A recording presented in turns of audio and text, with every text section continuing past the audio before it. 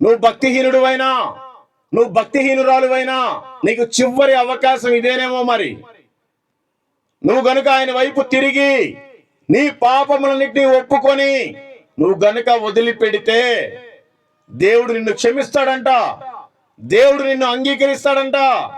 మరి ఒప్పుకునే పరిస్థితిలో నువ్వు ఉన్నావా? ఇంకా తప్పులు చేసే పరిస్థితిలోనే ఉన్నావా? నువ్వే ఆలోచించుకో. Praise the lord. మీ అందరికీ దేవుడి పేరిట నా హృదయపూర్వకమైన వందనాలు. ఈరోజు కర్ణాటక రాష్ట్రంలో కోలార్ డిస్టిక్లో ఉన్నాం. వీరందరూ చూస్తున్న వాళ్ళంతా మా ఫ్యామిలీ కంటే ఎక్కువ. ఎందుకంటే వీరిలో ఒక సిస్టర్ నాకు పరిచయం. ఆ సిస్టర్ వల్ల 9 మంది ఒకేసారి బాప్తిసం తీసుకున్నారు. వాళ్ళ ఇంట్లోనే వాళ్ళ సంపులోనే తీసుకున్నారు. అందరూ ప్రభువుకు సాక్షిగా మాదిరికరంగా మారు మనసు పొంది సాక్షిగా బ్రతుకుతున్నారు. సో మీరు కూడా అనేక మందికి సువార్తని చెప్పండి. మీరు చెప్పటం వల్ల వారికి విశ్వాసం కలుగుతుంది, వారు మారు మనసు పొందుకుంటారు, దేవుడు వాళ్ళకి రక్షణలోనికి తీసుకొని వస్తారు. కాబట్టి మీరంతా కూడా ఖాళీగా ఉండకుండా మీ పనులు మీరు చేసుకోవటం కాదు, దేవుడి పని కూడా చెయ్యండి. మీరు సువార్త చెప్పడం వల్ల దేవుడు వాళ్ళ హృదయాల్లో కార్యం చేస్తాడు, వాళ్ళకి విశ్వాసం పెరుగుతుంది, వాళ్ళు నమ్మి బాప్తిసం పొందుతారు, దేవునికి సాక్షిగా బ్రతుకుతారు. Okay, thank you. Praise the Lord. మానవుడా, నీవు చేసిన పాపము నిమిత్తమే దేవాది దేవుడైన యేసు ప్రభు వారి భూమి మీదకి వచ్చారు. దెబ్బలు తిన్నాడు, ఉమ్మించుకున్నాడు, ఈడ్చబడ్డాడు, చివరికి కలవరి శిలువలో ప్రాణమే పెట్టాడు. చనిపోయి 3వ రోజున తిరిగి లేచి ఆరోహణమై వెళ్ళేటప్పుడు నిన్ను వలె నీ పొరుగు వారిని ప్రేమించు, ఈ లోకమనే అగ్నిల నుండి కొందరినైనా లాగి రక్షించు, సర్వలోకమునకు వెళ్ళి సర్వసృష్టికి సువార్తను ప్రకటించు, అనేక జనములను శిష్యులుగా నియమించు, కోత విస్తారమే గాని పనివారు కొద్దిగా ఉన్నారు, ఈ భూమి మీద నీ కొరకు ధనమును సమకూర్చుకొనవద్దు, పరలోకమందు నీ ధనమును సమకూర్చుకోమని చెప్పాడు. ఈ రోజు నువ్వు ఏం చేస్తున్నావు? దేవుడికి లెక్క చెప్పాలి, జాగ్రత్త.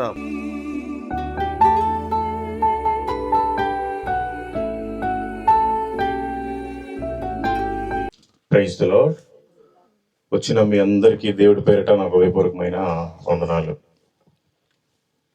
సిస్టర్, ఎన్ని గంటలకు ముగించాలి? 5 అయినా పర్లేదా? వాళ్ళు చుట్టాలంతా ఉంటారు భోజనానికి.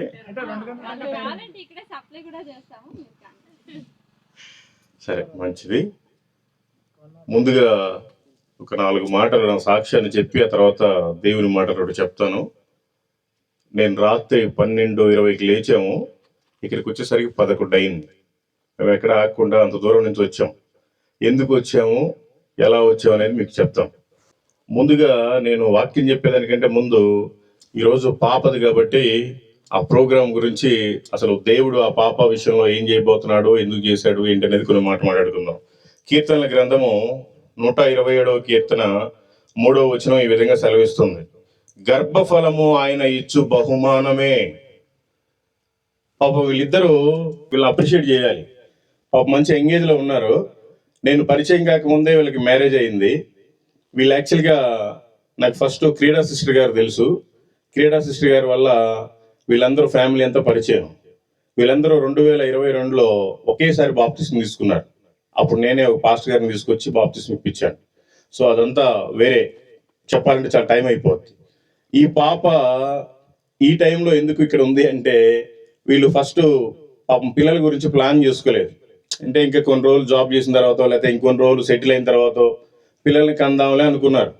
ఒకసారి డిస్కషన్ జరిగినప్పుడు 1 సంవత్సరంన్నర 2 సంవత్సరాల దగ్గరలో, అమ్మ అలా మీరు కాదు, దేవుడిచ్చే గర్భఫలము మనకి ఆశీర్వాదకరంగా ఉంటుంది, దాన్ని మనం ఎప్పుడు కూడా అవాయిడ్ చేయకూడదని మాట్లాడినప్పుడు వాళ్ళు దాన్ని విన్నారు. అప్పటి నుంచి ప్లాన్ చేసుకున్నారు. దేవుడు అందుకే చక్కని పాపని ఇచ్చారు. అందుని బట్టి దేవునికి స్తోత్రం. ఎందుకంటే చాలా సంవత్సరాలుగా మ్యారేజ్ చేసుకున్న వాళ్ళు ఉన్నారు, కానీ దేవుడు ఇచ్చేటప్పుడు తీసుకోకపోతే తర్వాత పిల్లలు లేని వాళ్ళు చాలా మంది ఉన్నారు. కాబట్టి దేవుడు ఇచ్చినప్పుడే తీసుకోవాలి. కాబట్టి వాళ్ళు కూడా వాక్యానికి లోబడి ఒక పాపని కన్నందుకు వాళ్ళిద్దరికి కూడా దేవుని పేరిట నా వందనాలు. ప్రసంగి గ్రంథము 7వ అధ్యాయం 1వ వచనం ఈ విధంగా సెలవిస్తుంది: సుగంధ తైలము కంటే మంచి పేరు మేలు. ఈ రోజున మరి ఎలీషా, జోనా అద్భుతమైన పేరు. మరి ఆ పేరుకు తగినట్టుగా దేవుడు ఆ పాపని దీవించి ఆశీర్వదించును గాక. ఆమేన్.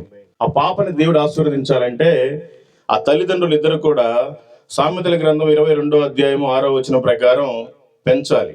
బాలుడు నడవవలసిన త్రోవను వారికి నేర్పుము, వాడు పెద్దవాడైనప్పుడు దాని నుండి తొలగిపోడు. ఆ విధంగా కనుక పెంచితే దేవుడు ఖచ్చితంగా ఎలీషా, జోనాని దీవించి ఆశీర్వదిస్తాడు. అప్పుడు మనం పెంచినప్పుడు యేసు ప్రభు వారు చిన్నపిల్లని ఎలాగైతే రమ్మన్నాడో ఆ విధంగా మన పిల్లలు కూడా తయారవుతాడు. పరలోక రాజ్యానికి వాళ్ళు చేరేది కాకుండా అనేక మందిని కూడా చేరదీస్తారు. మత్తయి సువార్త 19వ అధ్యాయం 14వ వచనం ఈ విధంగా సెలవిస్తుంది. యేసు చిన్నపిల్లలను ఆటంకపరచక వారిని నా యొద్దకు రానియుడి, పరలోక రాజ్యము ఇలాంటి వారిదని వారితో చెప్పాను. కనుక దేవుడికి చిన్నపిల్లలంటే చాలా ఇష్టం. అలా అని పెద్దోళ్ళంటే ఇష్టం లేదని కాదు, మనలందరినీ కూడా దేవుడే పుట్టించాడు. కాకపోతే మనం చిన్నగా ఉన్నప్పటి నుంచే తప్పిపోతా ఉన్నాం. అయినా కూడా దేవుడు ఇంకా ప్రేమిస్తానే ఉన్నాడు. అనేక సార్లు నీతోటి మాట్లాడుతానే ఉన్నాడు.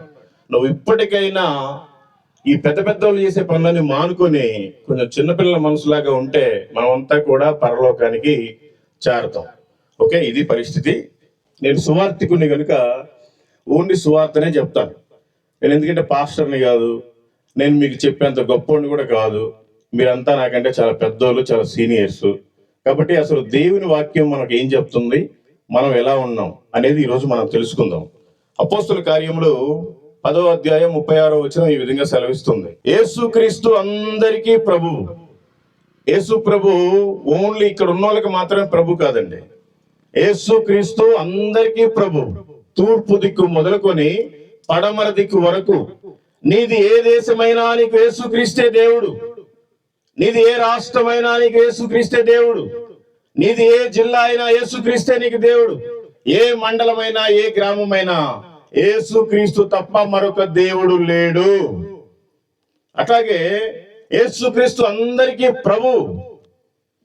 నీది ఏ కులమైనా, నీది ఏ మతమైనా, నీది ఏ ప్రాంతమైనా, నువ్వు ఈరోజు ఈ ప్రోగ్రాంకి వచ్చినా, ఇక్కడ భోజనానికి రాకపోయినా, ఈ మాటలు నీకు వినపడుతున్నాయంటే యేసుక్రీస్తు తప్ప నీ జీవితానికి ఇంకొక దేవుడు లేడు. ఇది వాస్తవం. ఇది అందరితోటి మాట్లాడుతున్న మాట. దేవుడు యేసుక్రీస్తు అందరికీ ప్రభు. మరి అంత గొప్ప ప్రభు ఈ లోకానికి ఎందుకు వచ్చాడండి? నోటి మాటతోటి ఆకాశము కలుగును కాకంటే ఆకాశం కలిగింది, భూమి కలుగును కాకంటే భూమి కలిగింది, సముద్రం కలుగును కాకంటే సముద్రం కలిగింది. సమస్తాన్ని నోటి మాటతోటే కలుగు చేశాడు. కానీ నిన్ను నన్ను మాత్రం ఆయన చేత్తోటే చాలా అందంగా సుందరంగా తయారు చేశాడు. ఆయన జీవాత్మను ఊదాడు. అప్పటి నుంచి మనం బ్రతుకుతున్నాం. నోటి మాటతోటే సమస్తాన్ని కలుగు చేసిన దేవుడు ఆయన ఈ లోకానికి వచ్చాడు. ఎందుకు వచ్చాడో మీకు తెలుసా? వాక్యం ఈ విధంగా సెలవిస్తుంది. 1 తిమోతికి రాసిన పత్రిక 1వ అధ్యాయము 15వ వచనం. పాపులను రక్షించుటకు క్రీస్తు యేసు లోకమునకు వచ్చెను. ఈ లోకంలోకి చాలా మంది వస్తా ఉంటారు. రకరకాల వస్త్రాలు ధరించి వస్తా ఉంటారు. నేను ఆ బాబాని ఈ బాబాని, నాకు అది చేయండి ఇది చేయండి, నాకు కొబ్బరికాయలు కొట్టండి, లేకపోతే పూలదండలు వేయండి, నాకు డబ్బులు ఇవ్వండి, మీ వెంట్రుకలు ఇవ్వండి. ఇలా మనిషిని పీడించే వాళ్ళు చాలా మంది వచ్చారు. వాళ్ళంతా వాళ్ళ స్వార్థం కోసమే వచ్చారు. మరి యేసు ప్రభు వారు ఎందుకు వచ్చారు? ఆయన పాపుల కోసమే ఈ లోకానికి వచ్చాడంట. మరి పాపులు అంటే ఎవరు? వాళ్ళని ఏమైనా సపరేట్ గా పుట్టించాడా దేవుడు? దేవుడు అసలు పాపాన్ని పుట్టించాడా? మరి ఎందుకు పాపుల కోసమే ఆయన ఇక్కడికి వచ్చాడు? అసలు పాపులు అంటే ఎవరు? వాక్యం ఈ విధంగా సెలవిస్తుంది. రోమీలికి రాసిన పత్రిక 3వ అధ్యాయము 23వ వచనం. ఏ భేదమును లేదు, అందరూ పాపము చేసి దేవుడు అనుగ్రహించు మహిమను పొందలేకపోవచ్చున్నారు. ఏ భేదమును లేదంట. నువ్వు ఎంత అందగాడివైనా నువ్వు పాపివే. నువ్వెంత అందగత్తెవైనా నీవు పాపివే. నీకు ఎన్ని ఆస్తులున్నా నీవు పాపివే. నీకెంత పెద్ద బిల్డింగ్ ఉన్నా నువ్వు పాపివే. నీకెంత పెద్ద వ్యాపారం ఉన్నా నువ్వు పాపివే. నీకెంత పెద్ద ఉద్యోగం ఉన్నా నువ్వు పాపివే. కాబట్టి గ్రహించాలి. వాక్యం ఈ విధంగా సెలవిస్తుంది. ఏ భేదమును లేదు, అందరూ పాపము చేసి దేవుడు అనుగ్రహించు మహిమను పొందలేకపోతున్నారు. మరి ఆ పాపం పోవాలంటే మనం ఏం చేయాలి? మానవుడు ఏం చేస్తున్నాడు ఈ రోజున? పాపం పోవాలి అని రకరకాల కోళ్లు, మేకలు, పొట్టేళ్లు, గుమ్మడికాయలు, కొబ్బరికాయలు, రకరకాలుగా వాళ్ళకి ఏది తోచుతుంది ఆ నోరు లేని జంతువుల్ని బలిచ్చి మన పాపాలన్నీ తీరిపోయాయి, మనకి ఇంకా సంవత్సరం దాకా ఎటువంటి ఇబ్బంది లేదని అందరూ ఒక భ్రమలో మూఢనమ్మకాల్లో బ్రతుకుతా ఉన్నారు. ఆ నోరు లేని జంతువుల్ని బలిస్తే మన పాపాలు పోతాయా? మన పాపము పోవాలి అంటే రక్తం చిందింపబడాలి. ఎలాంటి రక్తం చిందింపబడాలి? పరిశుద్ధమైన రక్తం చిందిస్తేనే మానవుడు చేసిన పాపాల నుండి మనకు విముక్తి. కాబట్టి ఆ దేవుడే ఈ భూమి మీదకి వచ్చి మన కోసం ప్రాణం పెట్టాడు. చూడండి, వాక్యం ఈ విధంగా సెలవిస్తుంది. 1 యోహాను సువార్త 1వ అధ్యాయము 7వ వచనం. యేసు రక్తము ప్రతి పాపము నుండి మనలను పవిత్రులుగా చేయును. ఏ కోడి రక్తము మనల్ని పవిత్రులుగా చేయదు. ఏ మేకల రక్తము మనల్ని పవిత్రులుగా చేయదు. ఏ దున్నపోతు ఎద్దు దురడను కోస్తే ఆ పరిశుద్ధమైన రక్తం రాదు. స్వయాన యేసు ప్రభు వారి రక్తమే పరిశుద్ధమైన రక్తం. ఆయన రక్తంలో కడగబడితేనే మనందరికీ కూడా రక్షణ, మనందరికీ పవిత్రత. లేదంటే ఇంకా మనం పాపంలోనే ఉంటాం. దయచేసి మనం గమనించాలి. మనం పాపంలోనే బ్రతికితే ఏమవుతుంది? రోమిలికి రాసిన పత్రిక 6వ అధ్యాయం 23వ వచనం ఈ విధంగా సెలవిస్తుంది. ఏలయనగా పాపము వలన వచ్చు జీతము మరణము. ప్రతి ఒక్కరు ఉద్యోగం చేసేవాళ్ళు నెల వచ్చిందంటే, అబ్బా నాకు 1వ తేదీ జీతం వస్తుంది, 2వ తేదీ జీతం వస్తుంది, 5వ తేదీ వస్తుంది, 10వ తేదీ వస్తుంది, రకరకాలుగా వస్తూ ఉంటది. ఆ జీతం కాదు, మనం చేసే ప్రతి పాపం వల్ల ఒక జీతం ఉంది. ఆ జీతం మనకొద్దు. ఆ పాపం అనే మరణం మనకు లేకుండా దేవుడే ఈ భూమి మీదకి వచ్చి మన కోసమే దెబ్బలు తిన్నాడు, మన కోసమే ఈడ్చబడ్డాడు, మన కోసమే ఉమ్మించుకున్నాడు, మన కోసమే ప్రాణమే పెట్టాడు. అంత గొప్ప దేవుడు, నిజమైన దేవుడు అని తెలిసి కూడా మనం ఇంకా దేవుణ్ణి అంగీకరించట్లేదు. మనకింకా మారు మనసు లేదు అంటే మనంత దౌర్భాగ్యుడు ఇంకొకడు లేడు. లేదు, ఒకవేళ నిజమైన దేవుడు యేసుక్రీస్తు అని నీకు తెలిసి కూడా ఇంకా సిగ్గు లేకుండా నువ్వు మందు తాగుతున్నావు అంటే నువ్వు అసలు మనిషివే కాదు. యేసు ప్రభువును నమ్ముకొని కూడా నువ్వు ఇంకా ఈ లోకాన్ని ఎక్కువగా ప్రేమిస్తున్నావు అంటే నీ ప్రయాణం నరకమే. దేవుడు నీ కోసం వచ్చి ఎందుకు దెబ్బలు తిన్నాడు? ఎందుకు అవమానపడ్డాడు? ఎందుకు ప్రాణం పెట్టాడు? నువ్వు ఇంకా మందు తాగడానికి పెట్టాడా? నువ్వు ఇంకా సిగ్గు లేకుండా ఎంజాయ్ చేయడానికి పెట్టాడా? ఎందుకు నువ్వు బ్రతుకుతున్నావు? దేవుడు నేను ఎందుకు బ్రతికిస్తున్నాడు? అనేక మంది ఈ రోజు రాత్రికి పడుకొని తెల్లారి లేని వాళ్ళు చాలా మంది ఉన్నారు. దేవుడు నీకు ఇంకా రోజులు పొడిగిస్తున్నాడు, వారాలు పొడిగిస్తున్నాడు, నెలలు పొడిగిస్తున్నాడు, సంవత్సరాలు పెరిగిపోతున్నాయి. నీలో ఇంకా మారు మనసు లేదు అంటే దేవుడు నిన్ను హెచ్చరిస్తున్నాడేమో. ఇప్పటికైనా నిజమైన మారు మనసు పొందు. మనవుడా, ఈ లోకం శాశ్వతం కాదు. నీకంటే ధనవంతులు, పేరు ప్రఖ్యాతులు ఉండేవారు అనేక మంది కాలగర్భంలో కలిసిపోయారు. కానీ ఇంకా నువ్వు సజీవంగా బ్రతుకున్నావంటే దేవుడు ఇంకా నిన్ను ప్రేమిస్తున్నాడు. ఇప్పటికైనా మారతావా? మారకపోతే నీ ఇష్టం. నరకం అనేది నీ కోసమే తయారు చేయబట్టబడింది. రోమిలికి రాసిన పత్రిక 5వ అధ్యాయము 8వ వచనం. అయితే దేవుడు మన ఎడల తన ప్రేమను వెల్లడిపరుచున్నాడు. ఎట్లనగా మనం ఇంకనూ పాపులమై ఉండగానే క్రీస్తు మన కొరకు చనిపోయెను. చూడండి, ఎవడైనా మనకి ఒక 50,000 అప్పు ఇవ్వాలి అంటే మన దగ్గర ప్రాపర్టీ ఏముంది, మన దగ్గర ఆస్తులు ఏమున్నాయి, వీడు ఇవ్వగలడా లేదని చూసుకొని మాత్రమే ఇస్తారు. ఈవెన్ అంతెందుకు మన బంధువులు మన దగ్గర ఏమైనా ఉంటే అప్పుడు వాళ్ళు రెస్పెక్ట్ ఇస్తారు. మన దగ్గర ఏమీ లేకపోతే ఒక చులకనగా చూస్తారు. కానీ దేవుని ప్రేమ ఎంత గొప్పదంటే మనం ఇంకా పాపంలోనే ఉన్నాం. ఈ విషయం ఆయనకి తెలుసు. మనం ఇంకా పాపంలో ఉండగానే ఆయన మన కోసం ప్రాణం పెట్టాడు, ఆయన మన కోసం చనిపోయాడు. కాబట్టి మనం గ్రహించాలి, ఎవ్వరూ చేయలేనిది యేసు ప్రభు వారు చేశారు మన జీవితంలో. ఎవరు మన కోసం ఏమి చేయరండి. అట్లాంటిది దేవుడు ప్రాణమే పెట్టాడు. కాబట్టి మనం ఆయన్ని ఖచ్చితంగా కలిగిన దాన్ని గట్టిగా పట్టుకొని ఉండాలి. మనమంతా ఈ లోకంలో జాబులు చేసుకుంటున్నావా, ఉద్యోగాలు చేస్తున్నావా, ఇంకేదైనా కూలి పని చేస్తున్నావా, లేకపోతే ఎవరికైనా తిరుగుతున్నావా? ఈ లోకంలో ఎలా అయినా బ్రతకొచ్చు. ఈవెన్ కుక్క కూడా బ్రతుకుద్ది 3 పూట్ల తిని. అది వండుకోదు, అది కష్టపడదు, సంపాదించదు. కుక్క కూడా బ్రతికి ఏదో ఒక రోజు చనిపోవాలి. మరి మనం కూడా బ్రతుకుతున్నాం. దేనికి బ్రతుకుతున్నాం? ఈ లోకంలో ఏముంది? అన్ని అవమానాలు, నిందలు, ఇరుకులు, ఇబ్బందులు, బాధలు, శ్రమలు, రోగాలు. మనం ఈ లోకాన్ని వదిలిపెట్టి పరలోకానికి చేరాలి. పరలోకం చేరాలి అంటే మనం ఎవరి మాట వినాలి? వాక్యం అయితే ఈ విధంగా సెలవిస్తుంది. మత్తయి సువార్త 11వ అధ్యాయము 28వ వచనం. ప్రయాసపడి భారము మోసుకొనుచున్న సమస్త జనులారా నా యొద్దకు రండి, నేను మీకు విశ్రాంతి కలుగజేతును. ఎవరికైనా ఎన్ని బాధలున్నా, ఎన్ని కష్టాలున్నా, మనకి రక్షణ కావాలి అంటే యేసు ప్రభు దగ్గరికే రావాలి. ఈ లోకంలో ఉన్నప్పుడు బాధలు, శ్రమలు, కష్టాలన్నీ వస్తుంటాయి, అవి పోతా ఉంటాయి, సహజమే. కానీ విశ్వాసంతో మనం బ్రతకాలి, లేమిలో కూడా బ్రతకాలి, ఉన్న దాంట్లోనే అడ్జస్ట్ అయి బ్రతకాలి, ఒక ఆశతో బ్రతకాలి. ఈ లోకాన్ని నేను వదిలిపెడితే పరలోకం చేరతాను, చేరితేనే ఉంది, లేకపోతే భయంకరమైన ప్రమాదం కూడా ఉంది. అట్లాగే దేవుని వాక్యం ఈ విధంగా సెలవిస్తుంది. యోహాను సువార్త 14వ అధ్యాయం 6వ వచనం, నేనే మార్గమును, నేనే సత్యమును, నేనే జీవమును, నా ద్వారానే తప్ప ఎవ్వడును తండ్రి యొద్దకు రాడు. ఈ ప్రపంచంలో 33 కోట్ల మంది దేవి దేవతలు ఉన్నారండి. నేను ఆల్రెడీ భారతదేశం అంతా తిరుగుతూనే ఉంటాను, ఇవే మాటలు అన్ని చోట్ల చెప్తా ఉంటాను.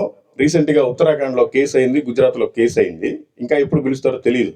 పోవటానికైనా సిద్ధమేలండి, ఏం పర్లేదు. అందుకని మిమ్మల్ని నేను రెచ్చగొట్టట్లేదు, జస్ట్ మీ ఇంట్లో ఒక అబ్బాయికి అంగీకరించండి, చెప్పే మాటలు వినండి మీరు, అంటే దాంట్లో సత్యం ఉందా లేదా అనేది.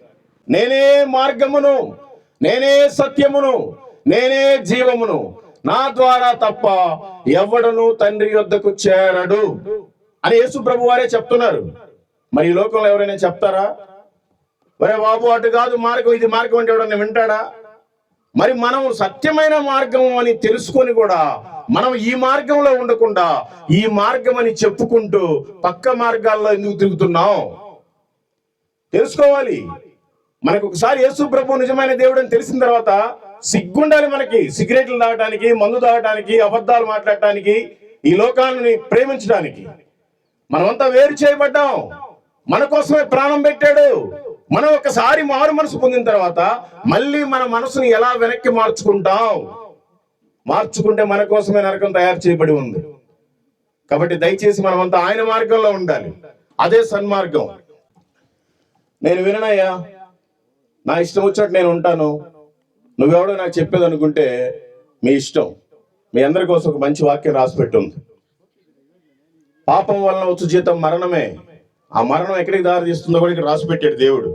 మార్కు సువార్త 9వ అధ్యాయం 48వ వచనం. ఏమనుకోకుండా ఆ రిలేటివ్స్ కూడా ఎవరైతే ఉన్నారో ఆ చుట్టాలంతా కాసేపు వచ్చి ఇక్కడ కూర్చోవచ్చు కదా, కుర్చీలన్నీ ఖాళీగా ఉన్నాయి, మీ అందరి కోసమే కదా ఏర్పాటు చేసింది, ఇది మా కోసం కాదు కదా, దయచేసి ఏమనుకోకుండా బయట ఎవరైతే ఉన్నారో అందరూ వస్తే చాలా మంచిది. దేవుని ప్రేమతోటి చెప్తున్నాం మీకు. నరకమున వారి పురుగు చావదు, అగ్ని ఆరదు. మనం బ్రతికినప్పుడు మన భార్య కనిపిస్తుంది, భర్త కనిపిస్తాడు, పిల్లలు కనిపిస్తారు, బంధువులు కనిపిస్తారు, ఇల్లు వాకిలి, మన పొలాలు, ఆస్తులు, ఉద్యోగాలు, మన ఊర్లో బంధువులు అందరూ కనిపిస్తారు. మనం చనిపోయిన తర్వాత రెండే రెండు కనిపిస్తాయి, ఒకటి నరకం, రెండోది పరలోకం. నీ ప్రయాణం ఎటు? పరలోకానికి వెళితే మంచిదే. ఒకవేళ నువ్వు కనుక నరకానికి వెళితే అక్కడ అగ్ని ఆరదు, పురుగు చావదంట. బైబిల్లో ఇద్దరు వ్యక్తులు ఉన్నారు, ఒక ధనవంతుడు, ఒక దరిద్రుడైన లాజరు. ఈ ధనవంతుడు బాగా తింటూ తాగుతూ సుఖిస్తూ ఉండేవాడు. ఈ దరిద్రుడైన లాజరు ఆయన ఎప్పుడేస్తాడా తిందామని ఆయన బల్ల కింద కూర్చొని ఉండేవాడు. ఆయన తిన్న తర్వాత ఆ మిగిలిన ఎముకలు కిందేసేవాడు, ఆ రొట్టె ముక్కలే కిందేసేవాడు. అయినా కూడా నమ్మకంగానే బ్రతుకుతా ఉన్నాడు. ఒక రోజున చనిపోయారు. అబ్రహాం రొమ్మున కొనిపోబడ్డాడు దరిద్రుడైన లాజరు. ధనవంతుడేమో పాతి పెట్టబడి పాతాళానికి వెళ్ళిపోయి యాతన పడుతున్నాడు.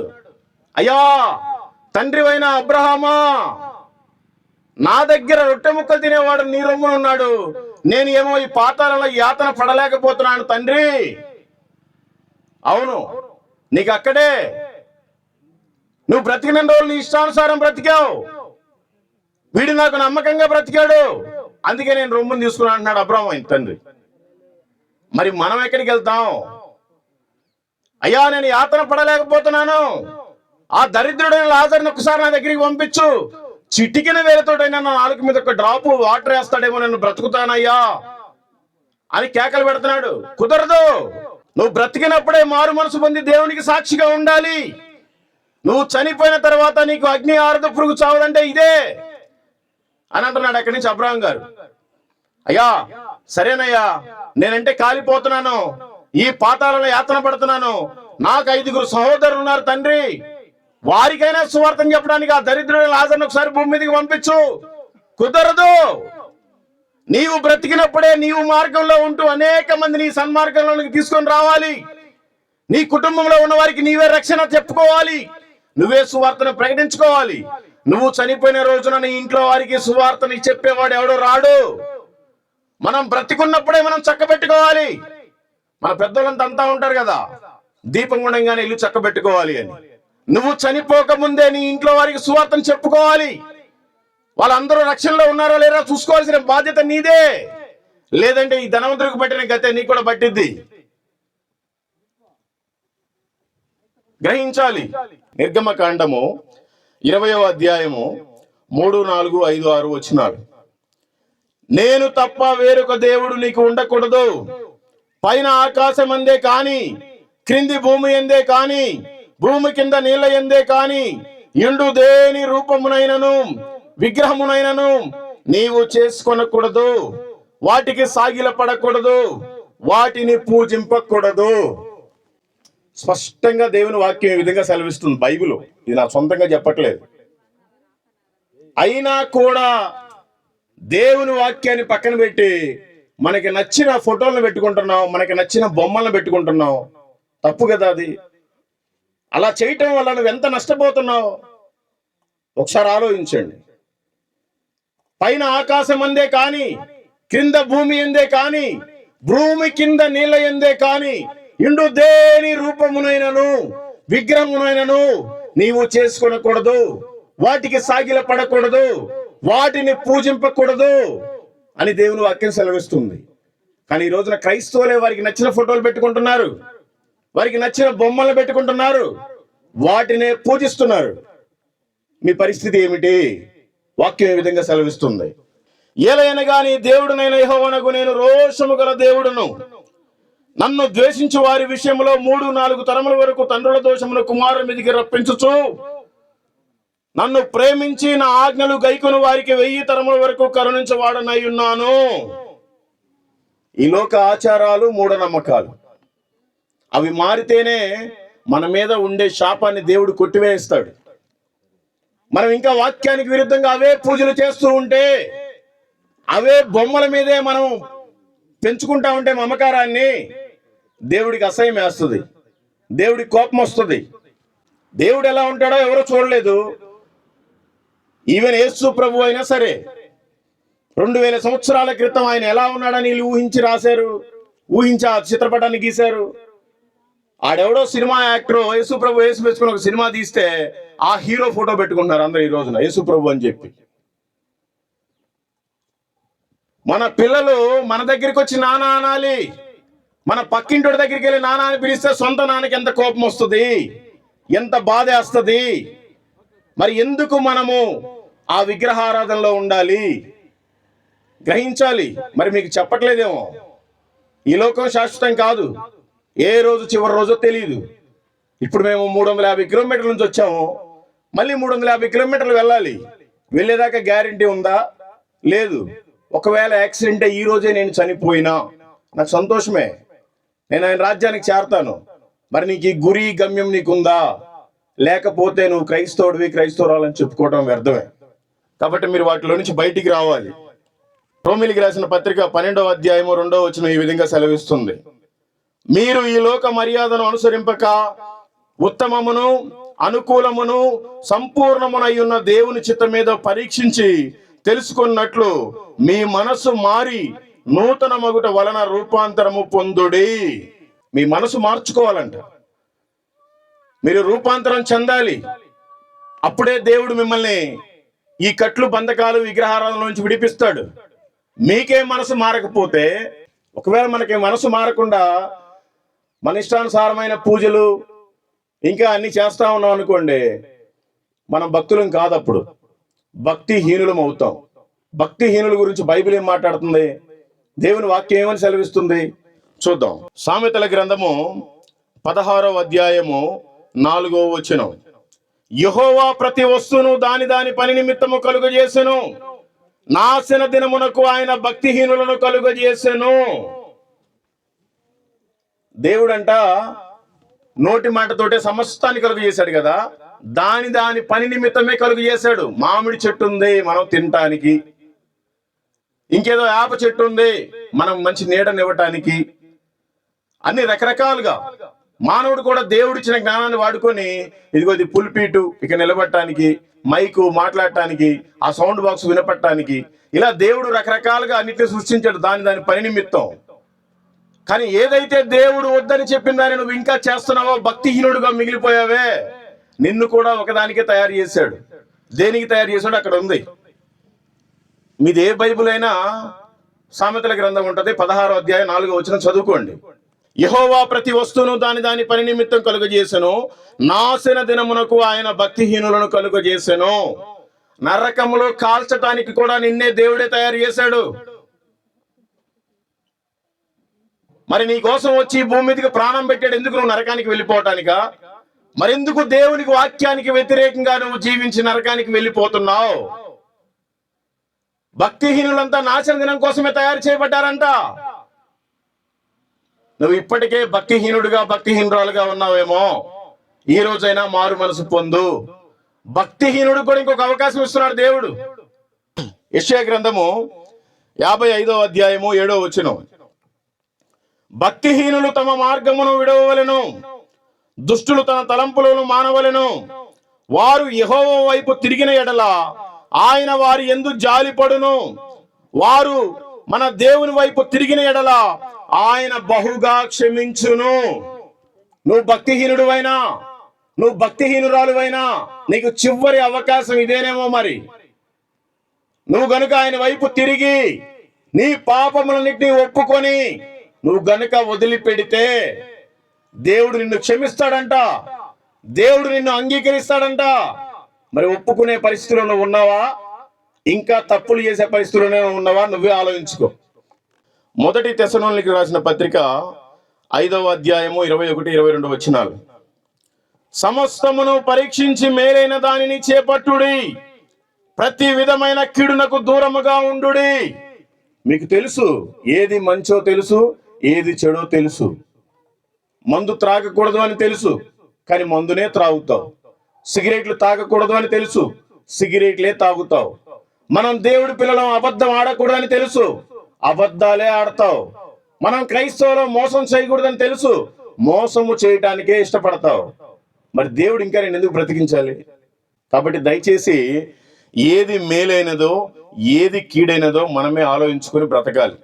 మొదటి తిమోతికి రాసిన పత్రిక 2వ అధ్యాయం 5వ వచనం ఈ విధంగా సెలవిస్తుంది. దేవుడు ఒక్కడే, దేవునికి నరునికి మధ్యవర్తి ఒక్కడే, ఆయనే క్రీస్తు యేసు అను నరుడు. మనల్ని దేవుడు పుట్టించాడు, దేవుడే కుమారుడు రూపంలో ఈ భూమి మీదకి వచ్చాడు. దేవుడికి మనకి మధ్యవర్తి ఒక్కడే, ఆయనే యేసు ప్రభు. ఈ మధ్య పోపు గారు ఒక ప్రకటన చేశారు. మేబీ మరి ఇలా మాట్లాడకూడదేమో, నేను ఇలాగే మాట్లాడతాను, ఏమనుకోబాకండి. ప్రార్థన చేసే వాళ్ళంతా మేరీ మాత గారికి చేసి తల్లి గారిని గౌరవించాలి. చేసి అమ్మా నీ కుమారుడికి చెప్పమ్మా, నా తరపున నాకు ఈ అవసరత ఉంది అని ప్రార్థన చేసి ముగిస్తూ ఉంటారు. పోపు గారు ఈ మధ్య రీసెంట్గా ప్రకటన చేశారు, మీరెవరు కూడా మేరీకి ప్రార్థన చేయొద్దు, డైరెక్ట్గా యేసు ప్రభు వారికే ప్రార్థన చేయాలని చెప్పారు. దీన్ని బట్టి మనకేం అర్థం అవ్వాలి? యేసు ప్రభువే దేవుడు, ఆయనకి మనం ప్రార్థన చేయాలి. తండ్రికి మనకి మధ్యవర్తి ఆయనే, ఆయనదే మార్గము, ఆయనే సత్యము, ఆయనే జీవము.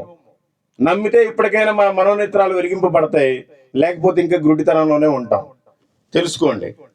ఎఫెసీయులకు రాసిన పత్రిక 2వ అధ్యాయము 8వ వచనం. మీరు విశ్వాసము ద్వారా కృపచేతనే రక్షింపబడి ఉన్నారు, ఇది మీ వలన కలిగినది కాదు, దేవుని వరమే. మనం రక్షింపబడ్డమంట దేవుని వరం అంట. ఎంతో మందికి వరం లేదు, అనేక మంది నశించిపోతున్నారు. ఒక్కొక్కడికి చెప్పలేని ఆర్థిక పరిస్థితి, అప్పుల్లో కూరుకుపోతున్నాడు. ఒక్కొక్కరికి చెప్పలేని అనారోగ్య పరిస్థితి, హాస్పిటల్కి వెళ్తే తిరిగి మళ్ళీ రావట్లేదు. ఒక్కొక్కరికి పెళ్ళై ఎన్నో సంవత్సరాలు అయిపోయాయి, పిల్లలు లేరు. ఇంకా చెప్పుకోలేని సమస్యలు చాలా ఉన్నాయి. వాటన్నిటి నుండి విడిపించి దేవుడు ఇంకా మనల్ని రక్షణలో నిలబెట్టాడు అంటే దేవుని మహాకృప, ఆయన వరమే, ఇది వేరొకటి కాదు. ఇప్పటికైనా మనం గ్రహిస్తే మంచిది, లేకపోతే చాలా ప్రమాదం. ఈ లోకంలో మనం అసలు ఎందుకు బ్రతకాలి? యేసు ప్రభు వారే దేవాది దేవుడే, ఆయన రాజులకు రాజు, ప్రభులకు ప్రభు.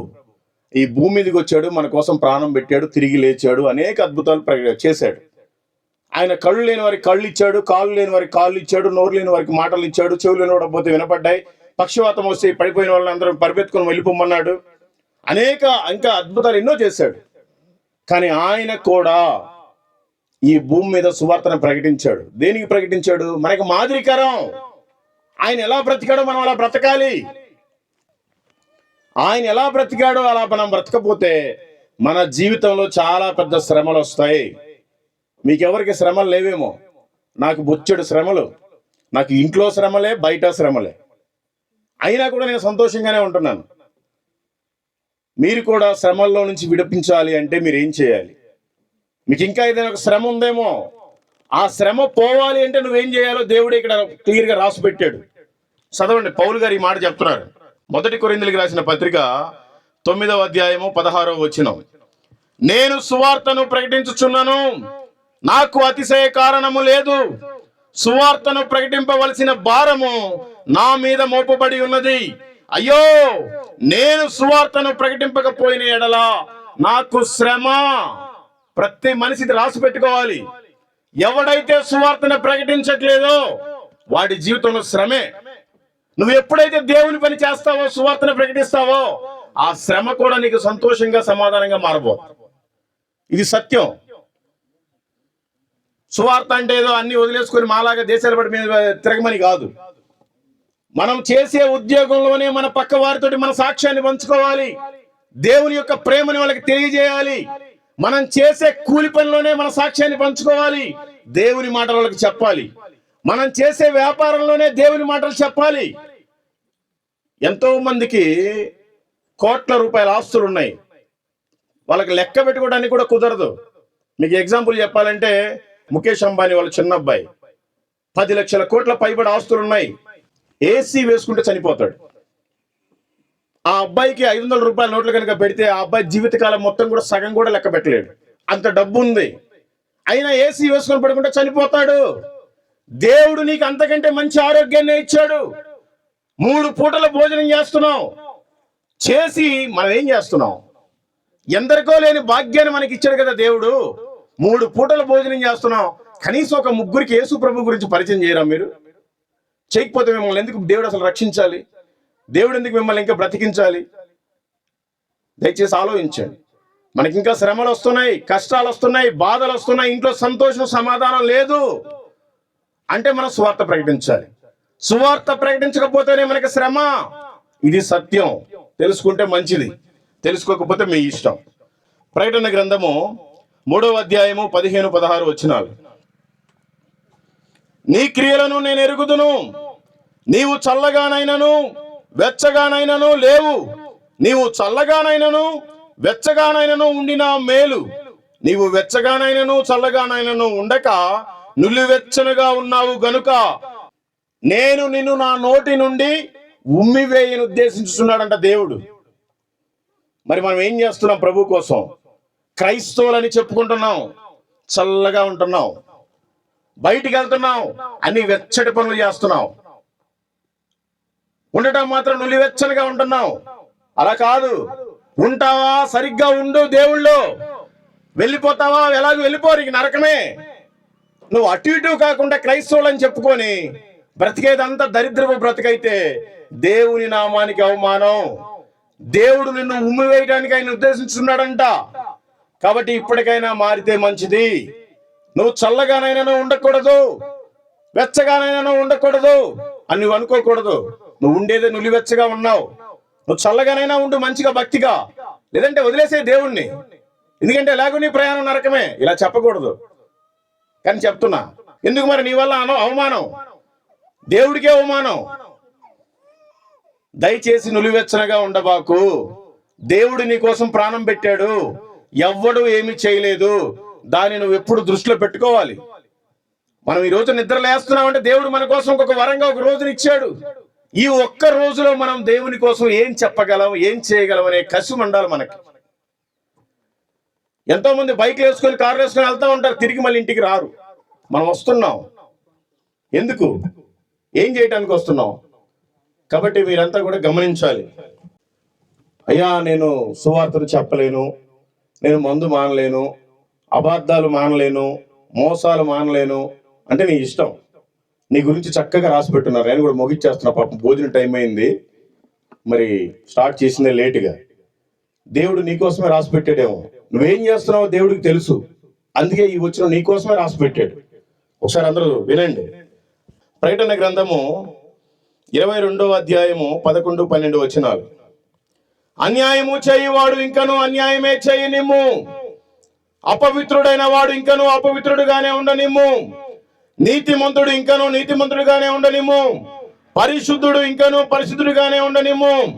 ఇదిగో నేను త్వరగా వచ్చుచున్నాను, వాని వాని క్రియ చొప్పున ప్రతి వానికి ఇచ్చుటకు నేను సిద్ధపరిచిన జీతము నా యొద్దనున్నది. అర్థమైందండి? మీరు మంచి చేస్తారా, మంచి చేస్తా ఉండండి. మీరు చెడు చేస్తున్నారా, ఇంకా చెడే చేస్తా ఉండండి. నువ్వు మంచి చేసినా చెడు చేసినా దేవుడికి మాత్రం తెలుసు. ఆయన బయలుదేరి ఉన్నాడు, ఆయన త్వరగా రాబోతున్నాడు. ఆయన దగ్గర నీకు జీతం ఉందంట నువ్వు చేసిన క్రియలకి. మరి నువ్వు మందు తాగుతున్నావా, సిగరెట్లు తాగుతున్నావా, అబద్ధాలు మాట్లాడుతున్నావా, వ్యభిచారం చేస్తున్నావా, నీ ఇష్టం. ఈ రోజైనా నిజమైన మారు మనసు పొందు, లేకపోతే నీకు మరణం అనే పాపం అనే జీతం ఆయన దగ్గర ఉంది. ఆ నరకానికి వెళ్ళిపోయి అగ్ని ఆరదు, పురుగు చావు. కాబట్టి దయచేసి మనం అంతా క్రైస్తవులంగా వాక్యానికి అనుకూలంగా ఉండాలి. వాక్యం మన మదిలో ఉండాలి. వాక్యానుసారమే మనం జీవించాలి. ఎందరికో లేదు ఈ భాగ్యం. ఎన్నో దేశాల వాళ్ళు నశించిపోతున్నారు. మన కోసం అసలు సువార్త ఎవరు తీసుకొచ్చారంటే భారతదేశానికి మీకు తెలుసా? యేసు ప్రభు వారికి 12 మంది శిష్యులు, వారిలో ఒక్కరైన తోమా గారిని పంపించాడు ఇక్కడికి. ఆయన చనిపోయిన కొన్ని రోజులకే పంపించారు. అందరూ చీట్లు వేసుకున్నారు, అరే నువ్వు పలానా దేశం వెళ్ళు, పలానా దేశం వెళ్ళు, పలానా దేశం వెళ్ళని. భారతదేశం వెళ్ళడానికి తోమా గారికి చీటీ వచ్చింది. అయ్యా, భారతదేశంలో అందరూ మూర్ఖులు అంటాయా, నేను వెళ్ళను ప్రభా అని ప్రార్థన చేసుకుంటా ఉంటే ప్రభు దర్శనంలోకి వచ్చే, నువ్వు భారతదేశమే వెళ్ళాలి, అక్కడ నా ప్రజలు ఉన్నారు, వాళ్ళంతా రక్షింపబడాలని చెప్పి పంపించారు. ఆయన మొట్టమొదటిగా కేరళ ప్రాంతానికి వచ్చారు. చెప్పాలంటే చాలా పెద్ద అయిపోద్ది. ఆయన ఈ లోకంలో మన భారతదేశంలో 8 చర్చిలు కట్టాడు. ఆ 8 చర్చిలకు నేను 3 సార్లు వెళ్ళొచ్చాను. నిన్నే రీసెంట్గా 4 రోజులు అవుతా యాత్ర ముగించుకుని వచ్చి. ఆయన మన కోసం సువార్తను ప్రకటించడానికి ఈ దేశానికి వస్తే మనోళ్ళు ఆయన పొడి చంపేశారు చెన్నైలో. ఎక్కడి నుంచో గ్రహం స్టెయిన్స్ అని ఆస్ట్రేలియా నుంచి ఒక మిషనరీ పంపించాడు భారతదేశంలో వాళ్ళంతా రక్షింపబడాలని. 25 సంవత్సరాల క్రితం 2 పిల్లల్ని తండ్రిని కారులో పెట్టి అగ్గిపెట్టేశారు. మీకు అందరికీ తెలుసు, ఒరిస్సాలో. ఎందరికో అసలు వాక్యం అంటే ఏంటో తెలియదు. అలాంటి వాక్యాన్ని మన చేతికి రావడానికి విలియం కేరీ అనే అతన్ని బ్రిటిష్ నుంచి పంపించాడు, లండన్ నుంచి. దేవుడే ఇక్కడికి పడవలో కొన్ని నెలల ప్రయాణం చేసి వచ్చాడు.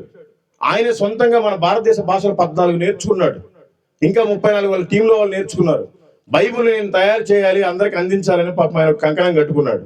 సగం బైబుల్ తయారు చేశాడు, మొత్తం కాలిపోయింది. మళ్ళీ కొంత చేశాడు, భార్య చనిపోయింది.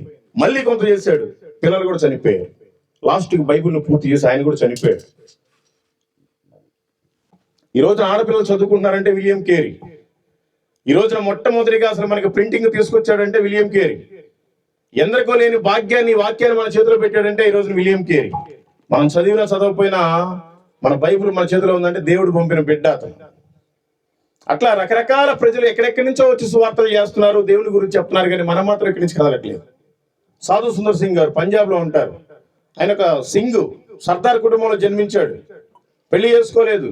14 సంవత్సరాల దాకా విచ్చలవిడిగా ఉన్నాడు. ఆయన చిన్నప్పుడే లెక్కలేని తనం. క్రైస్తవులు ఎవరైనా కనపడితే, అప్పట్లో బ్రిటిష్ ప్రభుత్వం ఉండేవాళ్ళు, పత్రికలు పంచుతూ ఉండేవాడు. క్రైస్తవులు ఎవరైనా కనపడితే వాళ్ళని కొట్టి రాళ్ళు తీసుకొని కొడతా ఉండేవాడు. చాలా చిత్రహింసలు పెడతా ఉండేవాడు క్రైస్తవుల్ని. అప్పట్లో మళ్ళీ మత కళలు పెరుగుతాయని అందరూ కూడా సైలెంట్ గా ఉండేవాళ్ళు అంట. బ్రిటిష్ వాళ్ళు మత ప్రచారం చేసేవాళ్ళు కూడా. అయినా కూడా సహించి అట్లే ఉంటే ఒకరోజు ఆయన చేసిన తప్పు నిమిత్తం ఆయన చనిపోవాల్సి వచ్చింది. దేవుడు అంటూ ఎవడైనా ఉంటే నాకు ఈ రోజు వచ్చి నువ్వు మాట్లాడాలి అని మంచం వేసుకొని పడుకున్నాడు రూమ్ లో. వాళ్ళ ఇంట్లో మేము 2 సార్లు వెళ్ళొచ్చానండి, మొన్న కూడా వాళ్ళ ఇంటి దగ్గర నుంచి వచ్చాం. 15 సంవత్సరాల వయసులో దేవుడు అంటూ ఎవడైనా ఉంటే నాతోటి మాట్లాడాలి, నాకు కనిపించాలి అని ఆయన మంచం వేసుకొని పడుకున్నాడు. ఆయన మంచం పక్కన ఒక కిటికీ ఉంటుంది, ఇప్పటికీ ఉంది ఆ కిటికీ. ఉంటే 4:15కి అంటే మనకు తెల్లారేసరికి 6 దాటిపోద్ది. 4:15కి ఒక వెలుగు వచ్చింది. సాధు సుందర్ సింగ్ అంటే ఆయన భయపడి పరిగెత్తాడు బయట చూస్తే అంత చీకటి, ఇక్కడే కిటికీల నుంచి వెలుగు వస్తుంది. మళ్ళీ ఒక 5 నిమిషాల తర్వాత మళ్ళీ లోపలికి వచ్చి పడుకున్నాడు. మళ్ళీ వెలుగు వచ్చింది కిటికీల నుంచి. సాధు సుందర్ సింగ్ మళ్ళీ పరిగెత్తాడు. ఒక పావు గంట ఆగిన తర్వాత వచ్చి మళ్ళీ పడుకుంటే అప్పుడు ప్రభు ప్రత్యక్షమై ఒక తెలియని రూపంగా గోడ మీద ఒక ప్రొజెక్టర్ లాగా కనపడి, సాధు సుందర్ సింగ్, ఎందుకు నువ్వు నన్ను హింస పెడుతున్నావు? ఎందుకు నా పిల్లలను చాలా ఇబ్బంది పెడుతున్నావు? నేనే సత్యము, నేనే మార్గము, నేనే జీవము, నేనే యేసుక్రీస్తుని, నేనే దేవుడిని అని చెప్పాడు ఆయన. అప్పటి నుంచి ఆయన దేవుళ్ళో మంచి బలంగా ఉన్నాడు. కింద వరండాలో నాన్న పడుకున్నాడు. పాపం వాళ్ళ అమ్మగారు అంతకుముందు చనిపోయాడు. నాన్న, నాకు యేసు ప్రభు కనిపించాడు, నేను ఆయనే నమ్ముకుంటాను, నువ్వు కూడా నమ్ముకో అని చెప్పాడు. ఇదేంట్రా పిచ్చోడా, నిన్ననే బైబిల్ గాలబెట్టావు, క్రైస్తవులందరినీ రాళ్ళు తీసుకుని కొట్టావు, అది ఇది చేసావు, ఏంటేనో నాన్న అన్నాడంట. లేదు, నిజమైన దేవుడు యేసుక్రీస్తానని చెప్పి ఆయన సువార్త నిమిత్తం బయలుదేరి చెప్పులు లేకుండా కాశ్మీర్ నుంచి కన్యాకుమారి వరకు 2 సార్లు పాదయాత్ర చేసి సువార్త పత్రికలు పంచాడండి. ఆయన చెప్పులు వేసుకోడు, కాషాయపు వస్త్రాలు, తలపా గడ్డలను కట్టుకునేవాడు, గడ్డం అలాగే పెంచుకునేవాడు, పెళ్లి చేసుకోలేదు. లాస్ట్కి ఇప్పుడు చైనాలో కలిసిపోయింది ఒక ప్రాంతం టిబెట్ అని. ఆ టిబెట్ ప్రాంతానికి వెళ్ళి సువార్త ప్రకటించి వచ్చేటప్పుడు మంచులో కూరుకుపోయాడా ఎవరికి తెలియదు, ఎవరైనా చంపేసి తీసుకెళ్లిపోయారా ఎవరికి తెలియదు, దేవుడే ఆనోకు ఎలియాలాగా తీసుకెళ్లిపోయారా తెలియదు. ఆయన హిస్టరీ అంతలో ఆగిపోయింది. 129 సంవత్సరాల క్రితం ఎవరో ఒక సర్దారు, యేసు ప్రభు అంటే తెలియని వ్యక్తి, చెప్పులు లేకుండా కాశ్మీర్ నుంచి కన్యాకుమారి దాకా 2 సార్లు ప్రకటించాడు. మరి మనం క్రైస్తవులం, మనకి దేవుడు ఎవరో తెలుసు, మనం ఎందుకు బ్రతుకుతున్నామో తెలుసు, చనిపోయిన తర్వాత ఎక్కడికి వెళ్తామో తెలుసు. అయినా కూడా మనం ఇంట్లో నుంచి బయటికి రమ్మే దేవుడు పని నిమిత్తం అంటే అడ్డమైన తిరుగులని తిరుగుతాం. కనీసం సువార్త ప్రకటించకపోయినా మన సాక్ష్యాన్ని మనం కాపాడుకోవాలి, దేవునికి సాక్షిగా బ్రతకాలి. చెప్పాలంటే ఇంక చాలా ఉంది. దేవుడి జీతం అయితే ఇంకొకసారి ఎప్పుడైనా వచ్చి చెప్తాను. దేవుడు మిమ్మల్ని, మీ కుటుంబాలని, మీ సంఘాలని, మీ ఊరిని దీవించి ఆశీర్వదించును గాక. ముఖ్యంగా నవీన్ కుమార్ బ్రదర్ని, జోస్మిన్ సిస్టర్ని, ఎలీషా జాన్ సిస్టర్ని, వాళ్ళ కుటుంబాన్ని, వాళ్ళ బంధువులందరినీ కూడా దీవించి ఆశీర్వదించును గాక. మనందరి కోసం పాస్టర్ గారు ప్రార్థన చేస్తారు. Thank you.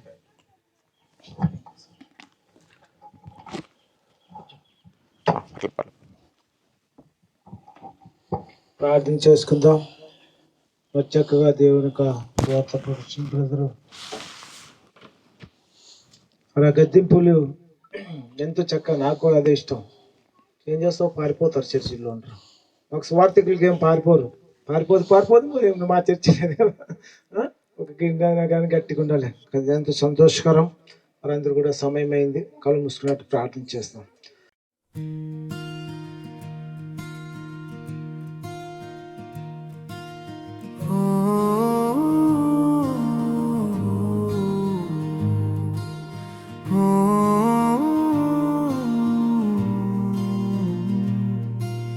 సుందరమైన పాదాలు సువార్తకై పరిగెత్తే, సమర్పణతో సాగే సుదీర్ఘ పోరాటానికై సాగిపో సహోదరా, సాగిపో ముందుకు. సుందరమైన పాదాలు సువార్తకై పరిగెత్తే, సమర్పణతో సాగే సుదీర్ఘ పోరాటానికై సాగిపో సహోదరా, సాగిపో ముందుకు. వెనక్కి నన్ను కింద పడేస్తావా అట్లా?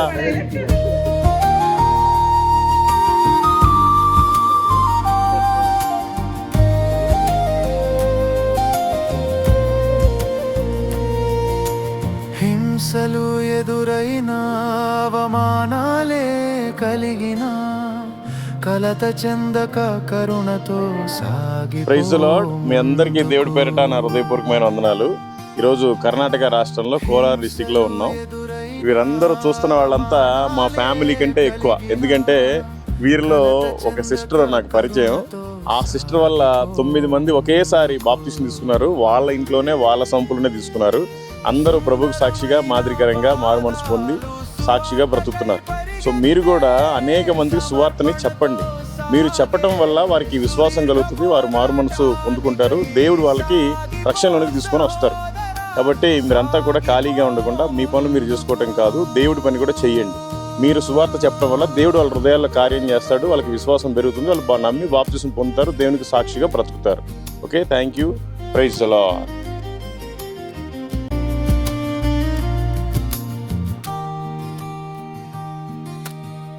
వ్యతిరేకత ఎదురైనా, వేధింపులే కలిగిన, బాధ్యతతో భరించి సహనంతో సాగిపో ముందుకు.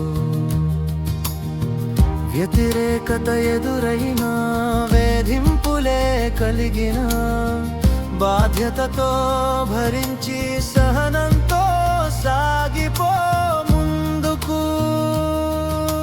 సుందరమైన పాదాలు సువార్తకై పరిగెత్తే, సమర్పణతో సాగే సుదీర్ఘ పోరాటానికై సాగిపో సహోదరా, సాగిపో ముందుకు.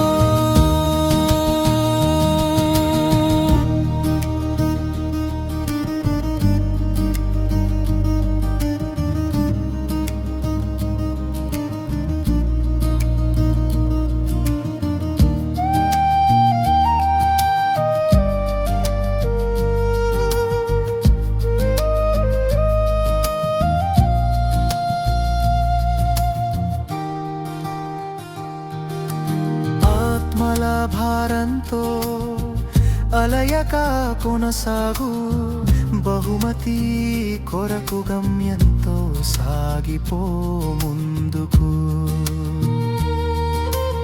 ఆత్మల భారంతో అలయక కొనసాగు, బహుమతి కొరకు గమ్యంతో సాగిపో ముందుకు. సుందరమైన పాదాలు సువార్తకై పరిగెత్తే, సమర్పణతో సాగే సుదీర్ఘ పోరాటానికై సాగిపో సహోదరా, సాగిపో ముందుకు.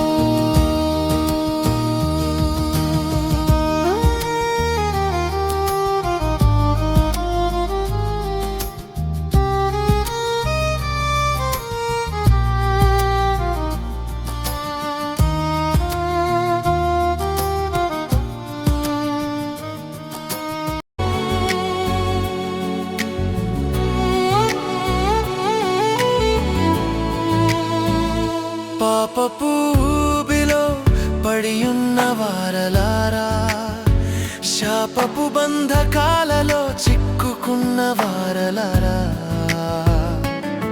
యేసునామము ద్వారా విడుదల పొందండి, నిత్య జీవాన్ని